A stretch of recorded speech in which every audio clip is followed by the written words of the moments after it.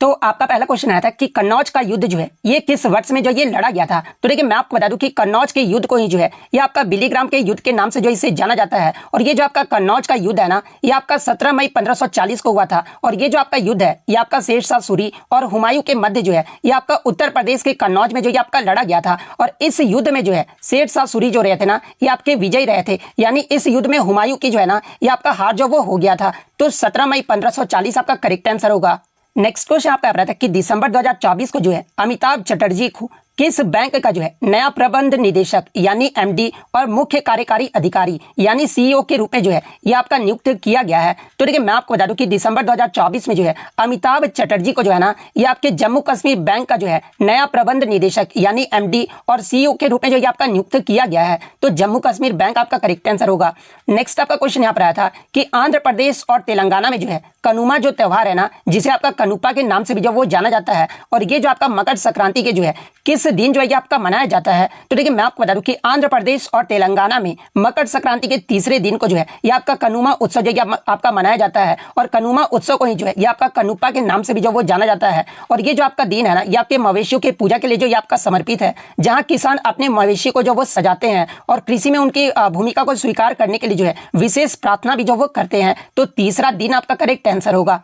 Next आपका question यहाँ पर आया था कि शिक्षा का जो अधिकार है ना, यानी राइट टू एजुकेशन जो है ये आपका किस अनुच्छेद में वर्णित है। तो देखिए भारतीय संविधान के अनुच्छेद 21 के क्लोज ए में जो है आपके शिक्षा का अधिकार का जो जिक्र है वो किया गया है। और इस अनुच्छेद के तहत जो है 6 से 14 वर्ष के बच्चों को जो है मुफ्त और अनिवार्य शिक्षा का अधिकार जो वो दिया गया है। तो अनुच्छेद 21 का क्लोज ए आपका करेक्ट आंसर होगा।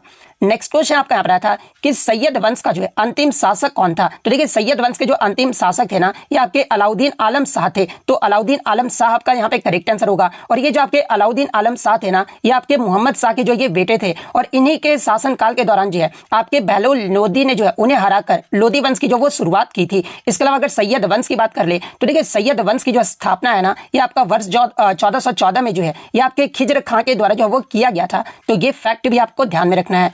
नेक्स्ट क्वेश्चन आपका यहाँ पर था कि धन निष्कासन यानी ड्रेन ऑफ वेल्थ के जो सिद्धांत को जो है ना ये किसने प्रतिपादित किया था। तो देखिए ड्रेन ऑफ वेल्थ के सिद्धांत को जो है ना ये दादाभाई नौरोजी के द्वारा जो है इसे प्रतिपादित जो वो किया गया था। तो दादाभाई नौरोजी आपका करेक्ट आंसर होगा। इसके अलावा मैं आपको बता दूं कि दादाभाई नौरोजी को ही जो है भारत का grand old man of India के नाम से जो वो जाना जाता है। तो ये फैक्ट भी आपको ध्यान में रखना है।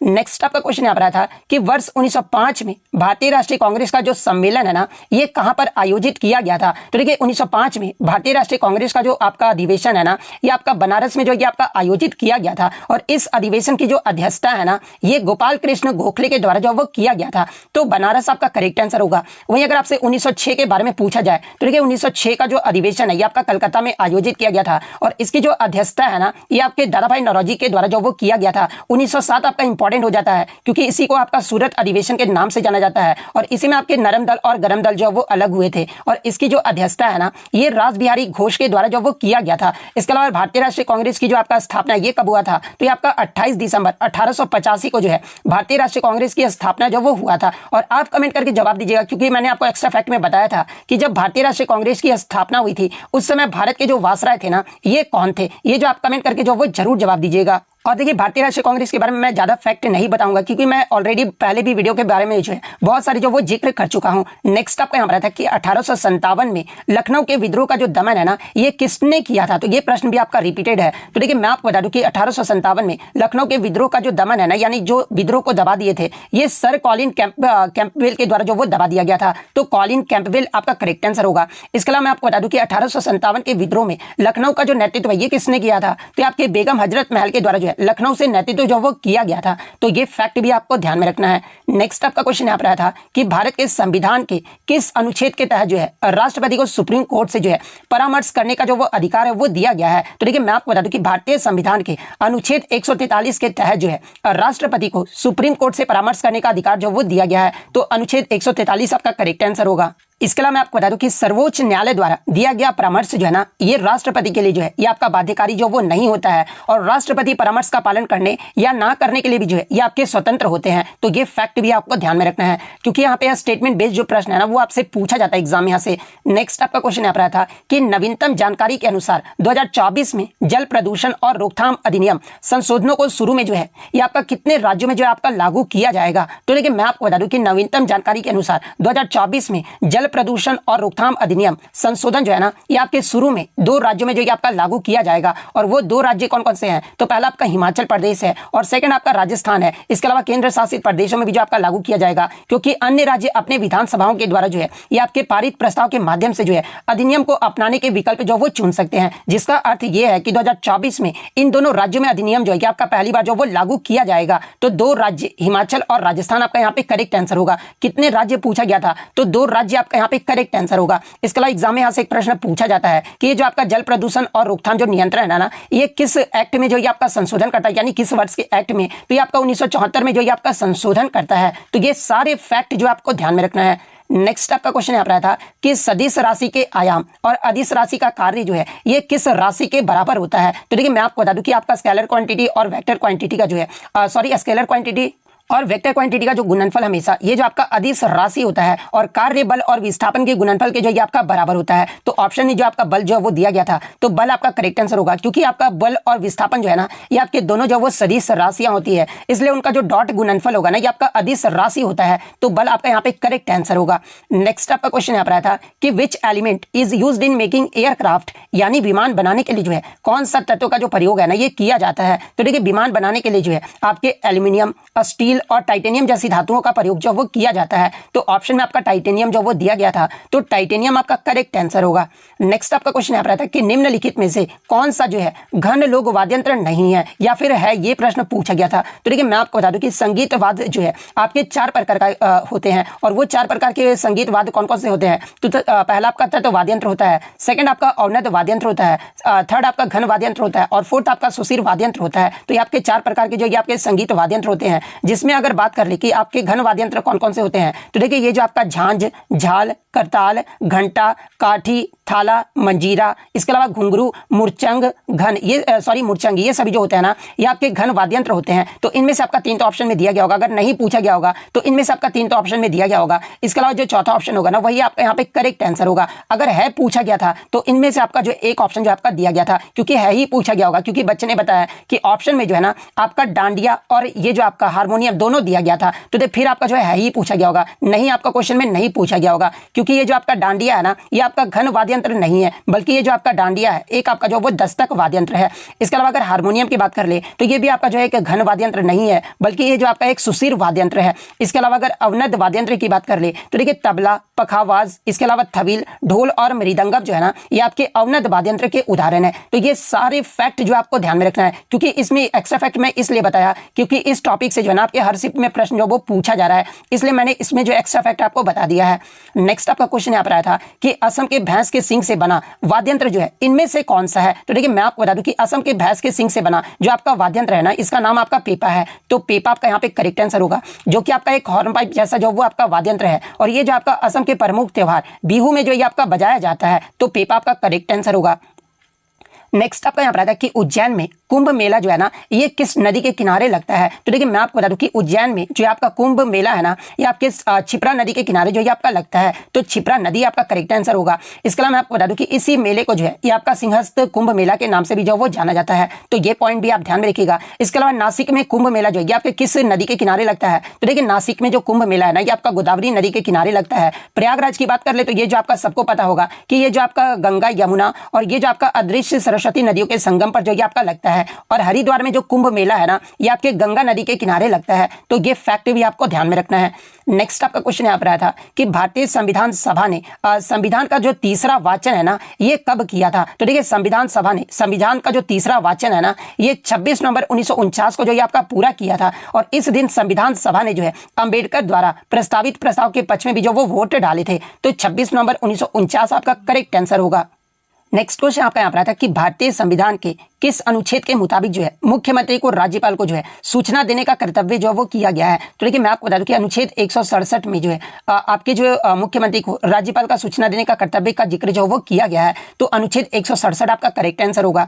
नेक्स्ट आपका क्वेश्चन यहाँ पर आया था कि ग्रामीण भूमिहीन रोजगार गारंटी कार्यक्रम यानी RLEGPE जो है ये आपका किस पंचवर्षीय योजना के दौरान जो है ये आपका शुरू किया गया था। तो देखिए ग्रामीण भूमिहीन रोजगार गारंटी जो कार्यक्रम है ना ये आपका 15 अगस्त 1983 को जो है भारत की प्रधानमंत्री इंदिरा गांधी के द्वारा जो है ये आपके छठी पंचवर्षीय योजना के दौरान जो ये आपका शुरू किया गया था। तो छठी पंचवर्षीय योजना आपका करेक्ट आंसर होगा। इसके अलावा सातवीं पंचवर्षीय योजना की बात कर ले तो इस सातवीं पंचवर्षीय योजना में जो है आपके जवाहर रोजगार योजना जो ये आपका शुरू किया गया था। और ये जो आपका जवाहर रोजगार योजना है ना ये आपका वर्ष 1989 में जो है राजीव गांधी सरकार के द्वारा जो ये आपका शुरू किया गया था। तो ये फैक्ट भी आपको ध्यान में रखना है।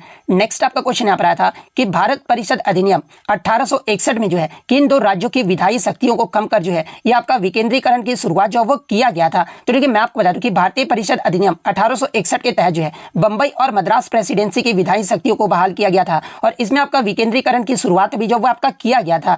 तो बंबई और मद्रास आपका करेक्ट आंसर होगा। नेक्स्ट आपका क्वेश्चन यहाँ पर आया था कि राष्ट्रीय हरित प्राधिकरण अधिनियम यानी NGT जो है ना ये आपके किस वर्ष अधिनियम में जो वो किया गया था। तो ये प्रश्न भी आपका रिपीटेड है, कल के ही शिफ्ट में आपका ये प्रश्न जो वो पूछा गया था। तो देखिए मैं आपको बता दूं कि राष्ट्रीय हरित प्राधिकरण का जो गठन है ना ये आपका 18 अक्टूबर 2010 को जो ये आपका किया गया था और इसके जो पहले अध्यक्ष है ये किसे बनाया गया था। तो ये आपके न्यायमूर्ति लोकेश्वर सिंह पंटा को जो है ना इसके पहले अध्यक्ष जो वो बनाया गया था। तो 2010 आपका करेक्ट आंसर होगा। नेक्स्ट आपका क्वेश्चन यहाँ पर आया था कि what was the percentage of fiscal deficit in the budget of 2024-25 यानी 2024-25 के बजट में राजकोषीय घाटा जो है ना ये कितना प्रतिशत रहा था। तो देखिए मैं आपको बता दूं कि 2024-25 के बजट में राजकोषीय घाटा जो है ये आपका GDP यानी सकल घरेलू उत्पाद का जो है ये आपका 4.8% रहने का अनुमान जो वो आपका लगाया गया था और ये जो आपका संशोधित अनुमानों पर जो ये आपका आधारित था। तो 4.8% आपका करेक्ट आंसर होगा। नेक्स्ट आपका क्वेश्चन यहाँ पर आया था कि भारतीय सेना की दूरदर्शन टुकड़ी ने जो है ना 2024 में किस देश में युद्ध अभ्यास जो वो किया था। तो देखिए भारतीय सेना की टुकड़ी भारतीय सेना और सेशेल्स रक्षा बल यानी SDF के बीच जो है ये आपका संयुक्त सैन्य अभ्यास लमितीय 2024 के 10वें संस्करण में जो भाग लेने के लिए जो है सेशेल्स के लिए जो ये आपके रवाना हुए थे। और ये जो आपका सेशेल्स जो आपका लमितीय 2024 का जो आयोजन है ना ये आपका 18 से 27 मार्च 2024 तक जो है ये आपका सेशेल्स में आयोजित किया गया था। तो सेशेल्स आपका करेक्ट आंसर होगा। नेक्स्ट आपका क्वेश्चन यहाँ पर आया था कि सितंबर 2024 में जो है दिल्ली के मुख्यमंत्री ये जो आपका किसको नियुक्त किया गया था। तो देखिए सितंबर 2024 में दिल्ली के मुख्यमंत्री के तौर पर जो है ये आतिशी मार्लेना को जो है ना ये आपका नियुक्त किया गया था। तो आतिशी मार्लेना आपका करेक्ट आंसर होगा। इसके अलावा बात कर ले वर्तमान में दिल्ली की मुख्यमंत्री कौन है। तो ये आपका रेखा गुप्ता है। तो ये फैक्ट भी आपको ध्यान में रखना है। नेक्स्ट आपका क्वेश्चन यहाँ पर आया था कि भारत में सबसे ज्यादा सौर ऊर्जा का उत्पादन कौन सा राज्य करता है। तो देखिए भारत में सबसे ज्यादा सौर ऊर्जा का जो उत्पादन है ना ये आपका राजस्थान राज्य करता है। तो राजस्थान आपका करेक्ट आंसर होगा। नेक्स्ट आपका यहाँ पर आया था कि थार मरुस्थल भारत के किन किन राज्यों में जो ये आपका फैला हुआ है। देखिए इस क्वेश्चन को बताने से पहले मैं आपको बता दूं कि आज आपके शिफ्ट में 3 क्वेश्चन जो है ना ये आपके थार मरुस्थल से जो वो पूछे गए थे यानी स्टेटमेंट बेस्ड जो है आपका प्रश्न जो वो पूछा गया था। मैं पहले ही आपको क्लियर कर दूं, ठीक है। तो देखिए थार मरुस्थल जो है ना ये आपके भारत की राजस्थान राज्य के अलावा जो है गुजरात, पंजाब और हरियाणा में भी जो है ये आपका जो वो फैला हुआ है। नेक्स्ट आपका क्वेश्चन यहाँ पर आया था कि भारत का सबसे बड़ा मरुस्थल कौन सा है। तो देखिए भारत का जो सबसे बड़ा मरुस्थल है ना ये आपका थार डेजर्ट यानी थार मरुस्थल है। तो थार मरुस्थल आपका करेक्ट आंसर होगा। और तीसरा क्वेश्चन ये था कि ग्रेट इंडियन डेजर्ट ये जो यानी आपका जो भारतीय मरुस्थल के रूप में जो ये किसे कहा जाता है या फिर किसे कौन कहलाता है। तो देखिए ग्रेट इंडियन डेजर्ट के रूप में जो है ये आपका थार मरुस्थल को जो वो कहा जाता है। तो ये तीनों क्वेश्चन जो है मैंने आपको जो वो बता दिया है। नेक्स्ट आपका क्वेश्चन यहाँ पर आया था कि बालू टिब्बा ये बालू टिब्बा से आपका एक प्रश्न जो वो देखने को मिला था। तो देखिए मैं आपको बता दूं कि मरुस्थलीय भागों में पवनों के द्वारा रेत को एक स्थान से दूसरे स्थान पर बहाकर जो वो आपका ले जाती है। जब पवन का बहाव रुकता है तो ये जो रेत गिरकर छोटी पहाड़ी बनाती है और इसे ही जो आपका बालू टिब्बा जो वो कहा जाता है। और ये जो आपका बालू टिब्बा है ना ये आपके यानी रेत के जो टीले ये कहां पर पाए जाते हैं। तो ये आपके राजस्थान राज्य में जो वो पाए जाते हैं। तो ऑप्शन में आपका राजस्थान दिया गया था। तो राजस्थान आपका यहाँ पे करेक्ट आंसर होगा। नेक्स्ट आपका यहाँ पर आता है कि जानवी काव्य कलश पुस्तक को जो ये किसने लिखा है। तो देखिए जानवी काव्य कलश पुस्तक को जो हाल ही में पंकज त्रिपाठी के द्वारा जो ये आपका लिखा गया है। और ये जो किताब है ना ये आपके स्वराज प्रकाशन से जो है ये आपका प्रकाशित हुआ है। तो इनमें से आपका जो भी प्रश्न पूछा गया होगा मैंने आपको जो वो बता दिया है। नेक्स्ट आपका क्वेश्चन यहाँ पर आया था कि भारत का सबसे लंबा जो है राष्ट्रीय जलमार्ग जो है ना ये कौन सा है। तो देखिए भारत का जो सबसे लंबा राष्ट्रीय जलमार्ग है ना ये आपका नेशनल वाटरवे 1 है। और ये जो आपका नेशनल वाटरवे 1 है ना ये आपका गंगा भागीरथी हुगली नदी प्रणालियों के नाम से भी जो इसे जाना जाता जाता है, यानी गंगा भागीरथी हुगली नदी पर जो है ये आपका स्थित है। और ये जो आपका उत्तर प्रदेश के प्रयागराज यानी इलाहाबाद से पश्चिम बंगाल के हल्दिया तक जो ये आपका फैला हुआ है। इसकी लंबाई की बात करें तो ये आपका करीब 1620 किलोमीटर है। और ये जो आपका 4 राज्यों से होकर जो वो गुजरता है। और वो 4 राज्य कौन कौन से हैं? तो उत्तर प्रदेश, बिहार, झारखंड और पश्चिम बंगाल, ये 4 राज्य से होकर जो है ना नेशनल वाटरवे 1 जो वो आपका गुजरता है। तो नेशनल वाटरवे 1 आपका करेक्ट आंसर होगा। नेक्स्ट आपका यहाँ पर आता है कि भदौरिया जो जनजाति है ना ये किस राज्य में रहती है? तो देखिए भदौरिया जनजाति की बात कर ले तो ये जो आपके अधिकांश लोग मध्य प्रदेश, राजस्थान और उत्तर प्रदेश में जो वो देखने को मिलते हैं। तो इनमें से आपका जो भी ऑप्शन में दिया गया होगा वो आपका यहाँ पे करेक्ट आंसर होगा।